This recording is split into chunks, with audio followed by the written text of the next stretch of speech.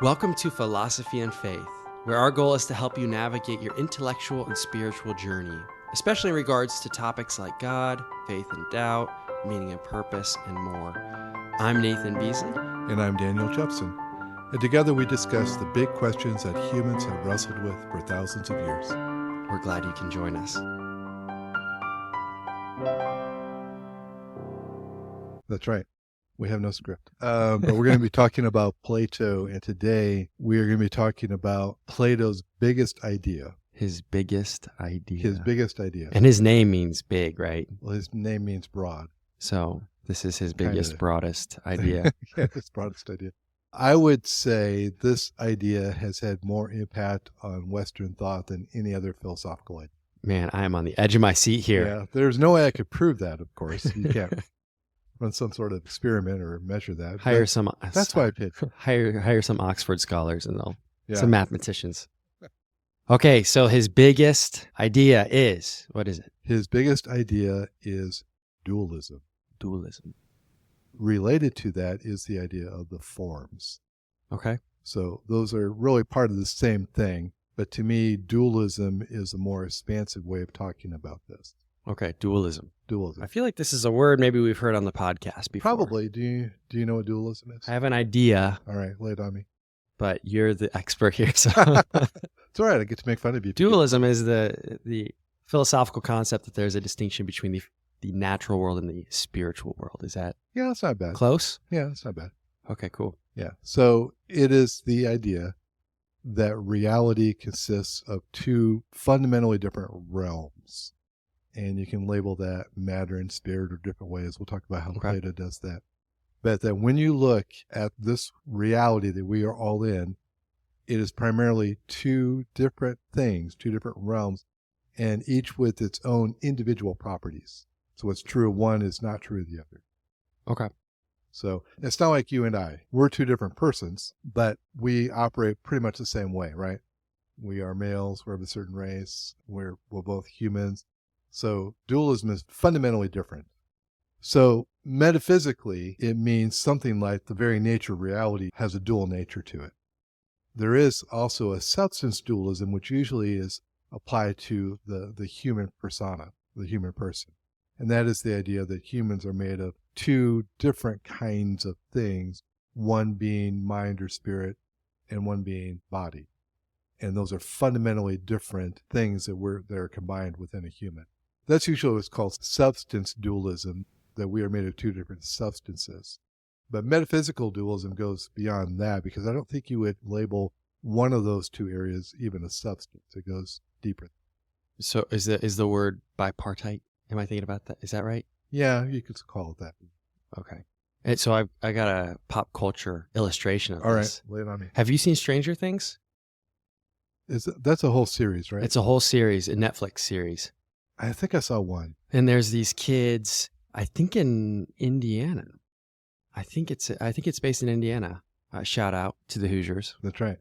And one of them ends up getting stuck in this realm called the Upside Down. And it's underneath, but it's a different realm. Okay. And so it's kind of the same sort of thing where it just time is different and communication, and it can interact with the normal world, but it is it's a different dimension, so to speak. Okay. If you'd seen it, then maybe we could talk through it a little bit more, but that's kind of what my mind goes to. Sorry, I can't help you out. Yeah, no, that's okay. All right. So let's talk about what it's opposed to, and then maybe that'll make this a little bit clearer. Okay. All right. The main idea that is the opposite of that, or that's usually opposed to, is called monism or monism. Some people pronounce it differently. I like monism. I don't know why. Okay. So monism says everything is of one kind or one substance. So ultimately, everything is one, or there is one kind of thing. It's a little bit ambiguous because the term can mean both. For many in the Eastern tradition, it has the idea everything is literally one thing, and everything that looks like it's different than that is an illusion. But you can also be a monist in a different way. For example, you could be a materialist monist, where you would say the only thing that exists is matter. Now, matter takes all different kinds of forms. It can be energy, it can be individual things, but it's all one kind of thing. And that's a monism, a materialistic monism. And there are also idealistic monism, where everything is idea in the sense of non-physical concepts. So George Berkeley, or Berkeley, some people mispronounce it, he was a bishop, so he was a Christian, but he believed that if God is thinking things in his mind, then the idea of a physical reality with a separate existence is redundancy. It doesn't need to be there. And so it's easier for him at least to think of everything simply being in the mind of God. Things don't have their own physical existence. It's all thoughts. Is that like the Matrix? Yeah, kind of. Okay. Yeah. Kind of a simulation, but it's not a computer. It's the mind of God. Right. Okay. Yeah, it's similar to that. So you can be a monist of that kind. You can be a materialistic monist. Everything is matter. And that's often the viewpoint associated with naturalism. Mm-hmm. Or you can be an idealistic monist, like the Eastern tradition or like George Berkeley or some others. So that is the opposite point of view. Okay. And there is, of course, another point of view, might call it pluralism, the idea that reality consists of a number of different kinds of things. That has not quite been as popular among philosophers and thinkers for a number of reasons, probably because it leaves the relationship between all these different things unaccounted for. It's a little bit more messy, I guess. So usually the conflict is between dualism and monism. So pluralism, that's interesting. I associate that word with other things. Right. But is that a newer philosophy, or No. who's it associated with? Well, I think you probably go back at least to the atomists. Remember we talked about the atomists, Yeah. Heraclitus and, Democritus. Well, they viewed everything as matter, Mm-hmm. but then this matter is in the form of atoms that make individual things. I don't know if you classify them as pluralists in this sense or not, Okay. but I think if you just felt like you weren't going to take a stance on whether reality is one or there was a dual layer to it, you'd probably default to that, I guess. Okay. Gotcha. So we've got monism and we've got dualism, and dualism is Plato's big idea. It is. Is it an innovation because before him it was primarily monistic? Yeah, that's a good question. I would say it is an innovation, not because the people before him would call themselves monists, but before him, the idea of dualism versus monism wasn't really developed. It's when he comes on the scene and develops this big dualistic system that now this whole concept of reality being monistic or dualistic really comes to the fore. So then people can debate it. Yeah. And I'm sure people did before in some degree, but the way he develops this whole system, so it wasn't just part of his system, it was the foundation of the whole thing. Yeah. Not only his metaphysics, but his epistemology, theory of knowledge, his ethics, all of this is tied in with this dualism. Okay. Yeah. So it's really the foundation of everything he's trying to do. And it is, I call it the most influential idea or the big idea, because it is adopted, this part, the dualism, not everything else Plato taught, almost wholesale and almost universally by Christian theology. Now, not everyone. Like I said, Berkeley, you couldn't call him a dualist, and there are Christians who are materialists in a qualified sense.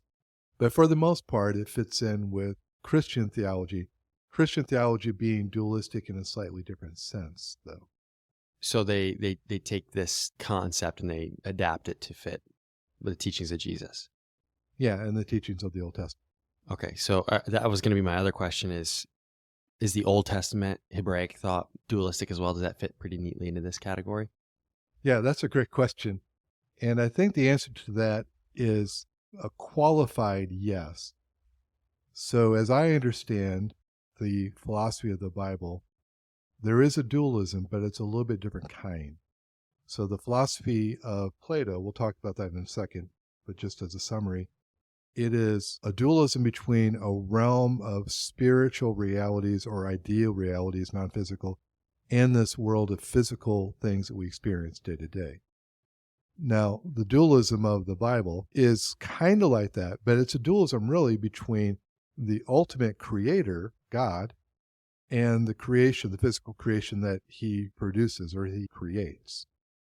So in that sense, there is a dualism because there is an ultimate value and there's a realm that goes beyond what we see. But it's not a dualism between matter and spirit as much as it's between creator and creation. So that creator-creation distinction is really fundamental in biblical thought and in good theology. I see. So God exists as a different kind of being. Yes. In a different realm that certainly can come into contact with the natural world and does, but isn't bound by the laws of physics like we would be, or bound by human limitations, that kind of thing. Is that right? Yes. And it's even more radical than that, though. If we can say that God exists, we even have to qualify that. To say that something exists normally means it's part of the furniture of the universe in our conceptual thinking. God doesn't exist that way. He's not part of the universe. He is there, and yet he doesn't exist in the sense of coming into being and occupying a place within the furniture of the universe, as it were.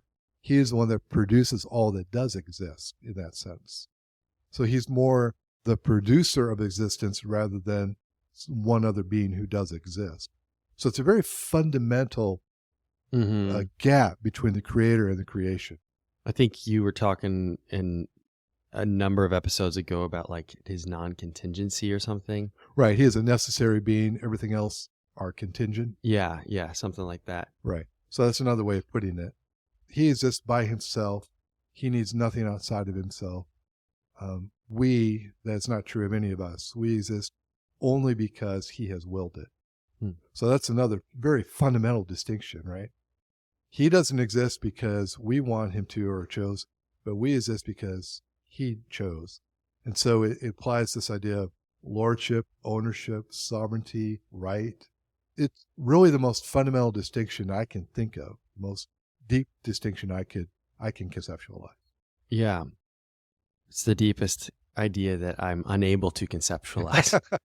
So, well, there's that too. I mean, we can't really conceptualize it because we don't experience it. But. No, I got you. So, okay, so that's maybe philosophy of Christianity or philosophy of the Bible. And you said that fits neatly. Well, it fits into this idea because it is dualistic in thinking. Right. So, kind of want to bring us back to Plato. Okay. Does he have that distinction between creator and created? No, not really. And we'll talk about one of the myths he gives for creation. Myth not being a pejorative term here, but just a parable to explain creation. Okay. But I don't know if we'll get into that today or not. When I say that it seems to fit well, his dualism fits well with the thought of the Bible and Christian theology, I think let's come back to that. Okay. Because as I'm trying to explain, it's not the same type of the dualism, but there is another way in which it fits in well with what the Bible teaches about certain things. Okay. But I think we'll better understand that if we talk about what his dualism consists of, and then we'll come back to that. I'll try not to put the cart before the horse. No. Okay, so what does his dualism consist of? Is that a good next question? Yeah, sure. Let's talk about that. Cool. I was trying to think of how to illustrate this because I really want this to be something understood. I think the first time I ran into Plato, I'm like, what in the world is he talking about? And I think many people have that experience. So I'm trying to simplify and visualize. So I want you to think of maybe a piece of paper, but better, a large whiteboard. Like we've got one right over here in your office, right? So think of a large whiteboard and then draw a big, fat, thick line horizontally from edge to edge. So you've got a big marker and you write that real thick from edge to edge. All right. So you've just divided the board, right? Yep. And then on the left side, going up and down, so make this vertical, the top left there, you would put something like the realm of idea or forms. So that's actually one concept with two different words. Sometimes we're going to talk about ideas, sometimes forms, but we mean pretty much the same thing. Okay. Plato's going to mean that. Below that, on the left side, you would write the realm of matter. Okay. So you've got form above, or idea, and then you've got matter. We'll come back to that. Take a couple inches to the right. Above the line, you'd write non-physical. So this is the non-physical realm. Below that, you're going to write physical realm. Another space to the right, and above the line, you're going to write eternal. Below the line, temporal, non-eternal, or things that happen within time. Above the line, you write unchanging. And below the line, you would write mutable, if you want to be technical, or changeable, changing. Okay.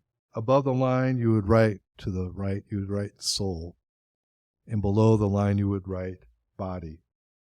And then, maybe on the far side, again, going vertically this time in all caps, you might write value or valuable. And then below the line, valueless. All right, so let's explore that a little bit. Can we pause for a second? Yeah. Okay, so we've got this whiteboard, and on the top, we've got this realm, and from the left to right, it goes realm of the form or ideas. Uh-huh. And then next to that, it's non-physical, and then it's being, and then it's eternal, and then it's unchanging, and then it's soul, and then it's knowledge, and then it's valuable. Right.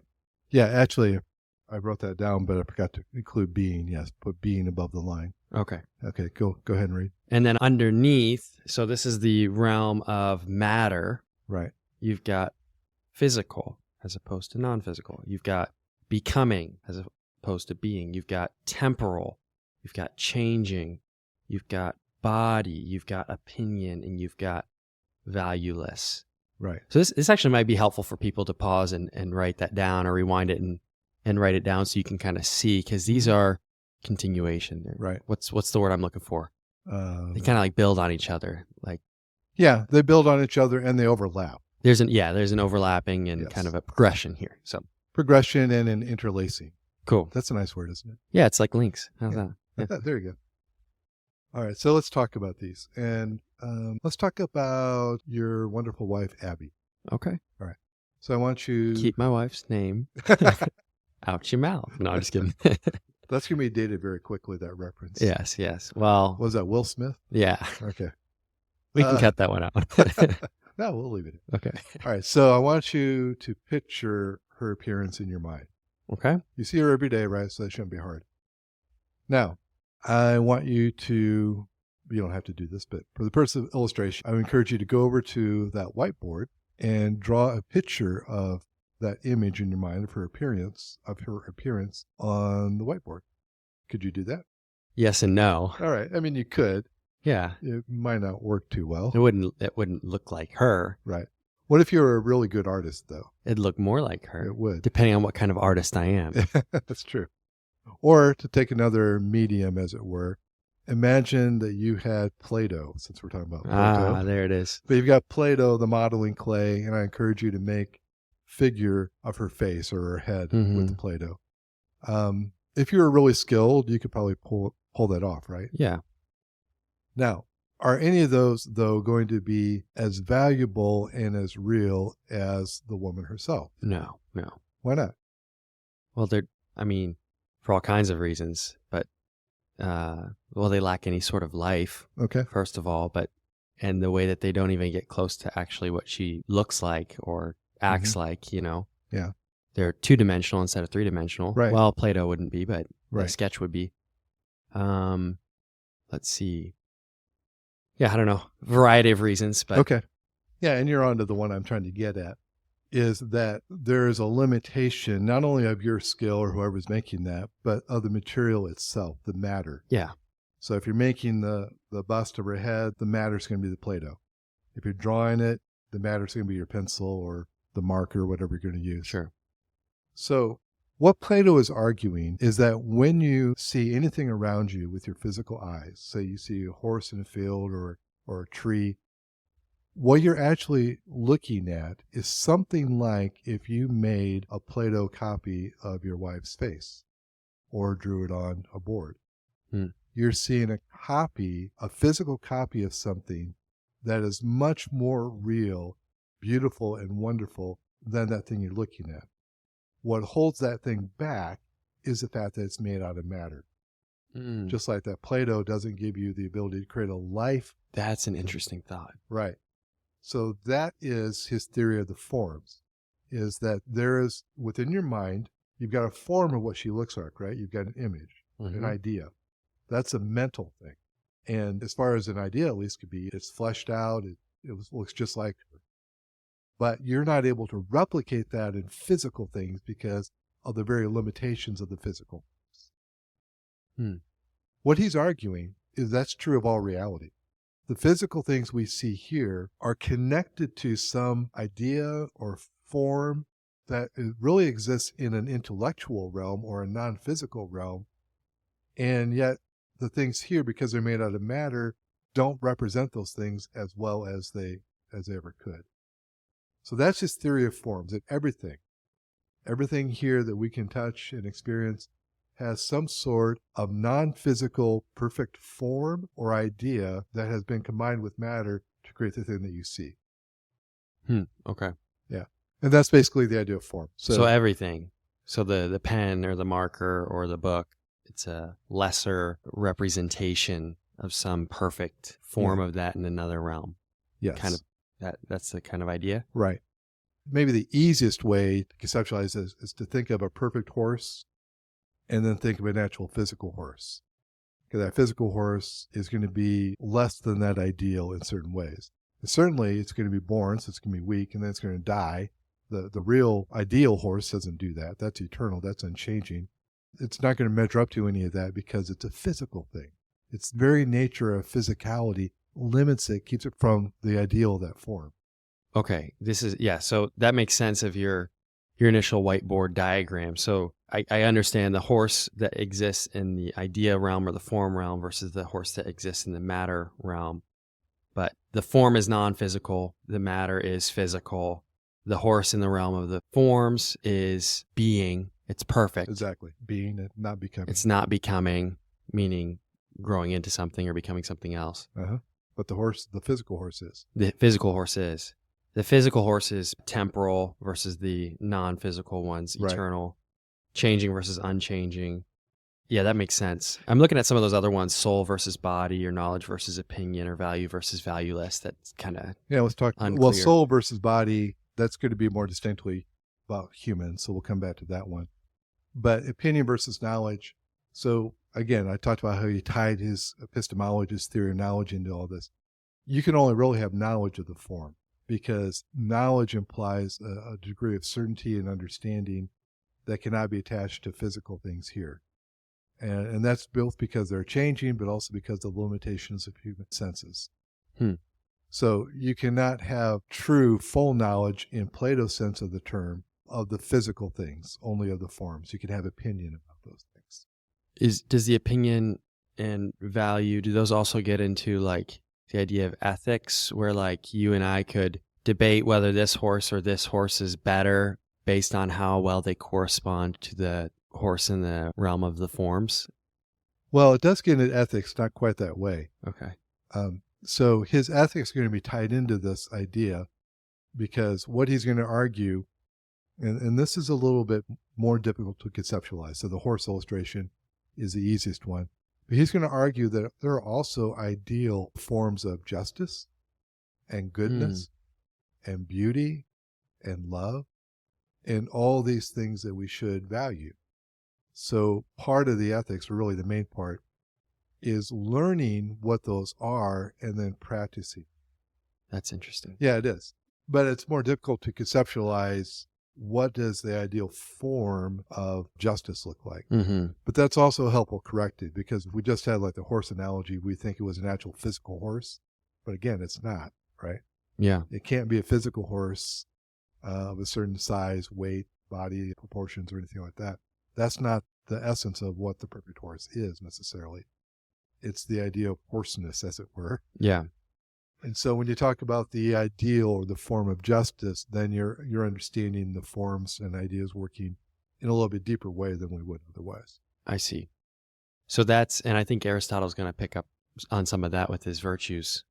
Am I right? There's going to be the idea that there's a right way to love people, or a right act of justice. And then that's kind of how you want to orient your life around those. Yeah. Is that? Yeah, I think so. Plato does that a bit too. Okay. So, I got all kinds of questions. All right. Well, go ahead. So, all kinds of time. Does the way that Christian dualism fits into this related to the fact that maybe some of these ideas or conceptions of perfectness relate to the character of God? Yes, there's a lot of ways it works itself out. One way, which was very, very important, was that through some of the early Christian theologians, and in particular Augustine, what happens is they affirm this idea of the forms or the ideas, but instead of them existing in some sort of separate realm that's just kind of its own thing, they're all in the mind of God. So they become the form or the idea by which God creates physical things. So they're going to baptize it, as it were, Christianize it. And you could argue that works fairly well. There are some problems with it, I think, but that is the move that Christian theology is going to very self-consciously take, is that the forms are in the ideas of God. And then some people actually associate them with angelic beings. That's a little bit more technical. We'll get to that down the road. So that's one of the ways that it influences Christian theology. But a more fundamental way is this. So now you've got two separate realms, right? You've got the realm of the individual horse, the individual man or woman. They're physical, they're changing, they're embodied, they're temporal, they're becoming. And then you've got this whole separate realm of the idea or the form of all these things. Now, question, which one's more valuable? The latter. Yeah. I mean, in a sense, that's the perfect version of it. Exactly. Right? So it's the perfect version of it. The physical is derivative and contingent upon that. Right. Right. And those things are all going to die and change anyway. So that's what on the right, I put there value versus valueless. That's not a Platonic category or terminology. But that's the way, to me, it works out. And he would argue that philosophy is knowing the forms. True wisdom is knowing the forms. Okay. Your value is in understanding the forms and then living that out. The individual things are not as important. Your body is not as important as your soul. And individual things are not as important as the spiritual realm. So you've got that, but even deeper than that, you've got this whole concept then that even apart from God, so just within this world that he makes, or this realm of reality that he makes, you've got a physical and a spiritual realm. You've got a physical and a non-physical realm that are separate. They interact, but they're fundamentally different. And that obviously is where you put God there. You'd put angels there. Many people put heaven there. I don't think the Bible does, but most people, I think, do that in their thoughts. Ooh, that's a contentious Yes, statement. it is. Okay. But so many Christians today, we have inherited this idea that there's this physical realm, but then there's also this spiritual realm apart from this that we can't see but still interacts with us. Now, that is, I think, a very fundamental thing that has been maybe hinted at or agrees with the Bible, but it's not taught in the Bible in the same way that Plato teaches it. So you might be putting your finger on one of those areas where it's like, okay, there's certainly some confluence here between these two streams, but whether that's a good thing or whether that's a pollution, we gotta keep talking about. Yeah, we will. And we can have, people will have different opinions on that, but it's real. Yeah. And unless we understand, I think, a little bit of what's going on with Plato, we can't even have that discussion of whether it's good or bad. This seems really, really key. And especially the idea that what is physical and temporal and changing and becoming and all that stuff might be minimized. Yes. Because it's not in the theory of the forms. Right. That's also key. So, well, I guess the question, my question is kind of like, what's the interaction between the realm of the forms? Like, is there overlap? But we kind of talked about it a little bit. I mean, Well, you're getting to the $1 million question. Okay. And this is one that dualism has to answer. It's the big question that dualism can struggle with and has to be an answer to, is how one realm interacts with the other. How does the realm of the forms influence, interact with, or change the world of what we experience around us, our physical life?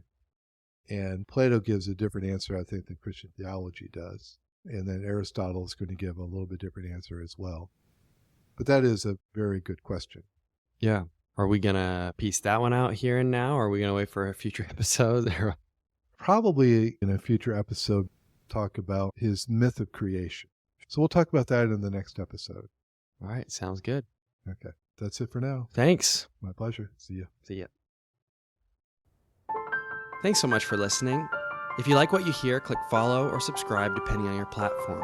Check the notification bell so you're up to date with new episodes and leave us a review. Until next time.